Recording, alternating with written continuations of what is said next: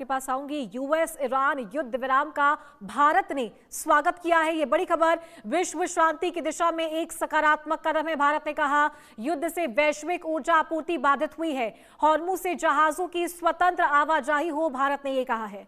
तो cease fire का स्वागत किया है और कहा है कि युद्ध से वैश्विक ऊर्जा आपूर्ति बाधित हुई थी, हॉर्मुज से जहाजों की स्वतंत्र आवाजाही हो।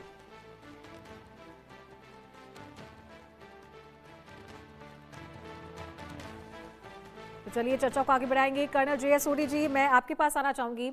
किस तरीके से ये जो चीजें हैं ये इफेक्ट कर रही है अमेरिका को, क्योंकि अगर कान सीधी तरफ से नहीं पकड़ा जा सकता तो घुमा के उसे पकड़ा जाए। क्या ईरान और इजराइल ये जो वॉर चल रहा है उसी का इम्पैक्ट है जो अब अमेरिका में हो रहा है, क्योंकि चर्चा लगातार इसी बात की है और इसीलिए वहां पर ये साइबर अटैक हुआ है बड़ी बड़ी कंपनी से, क्योंकि सब जानते हैं कि अमेरिका कितना स्ट्रांग है डिजिटली और टेक्नोलॉजी के आधार पर भी। बिल्कुल चारू जी, इसमें तो कोई शक नहीं है कि देखिए, जब किसी देश के साथ जंग होती है, जंग जैसे हालात होते हैं, तो जैसे प्रसिद्ध कहावत है कि जंग में सब जायज है। चाहे जंग हो, चाहे जंग जैसे हालात हो। आफ्टर ऑल अमेरिका और इजराइल ने भी तो ईरान में पिछले 47 साल से अपनी हरकतें बंद नहीं की हैं। वो भी आए गए दिन वहां पे किसी ना किसी आर्मी के जनरल या किसी ना किसी साइंटिस्ट को मारते रहते थे।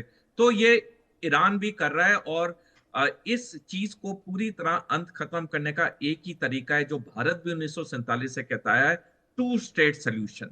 जब तक फिलिस्तीन और इजराइल के बीच में टू स्टेट सोल्यूशन नहीं होगा, मिडिल ईस्ट में कभी शांति नहीं हो सकती। 1922 में अमेरिकी सरकार ने एक कमीशन बिठाया था जिसका नाम था king crane commission. King crane commission ने जब 1922 में अपनी रिपोर्ट सबमिट की, उसमें साफ लिखा था अगर इजराइल एक देश बनता है तो मिडिल ईस्ट कभी शांति नहीं देखेगा, वहां लगातार युद्ध रहेंगे।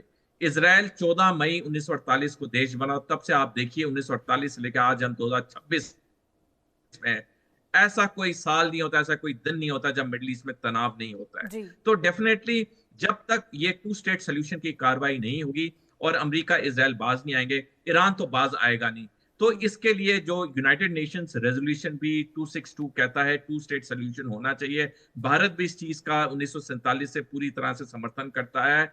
तो इस चीज को खत्म करने का एक ही रास्ता है, वो है टू स्टेट सोल्यूशन।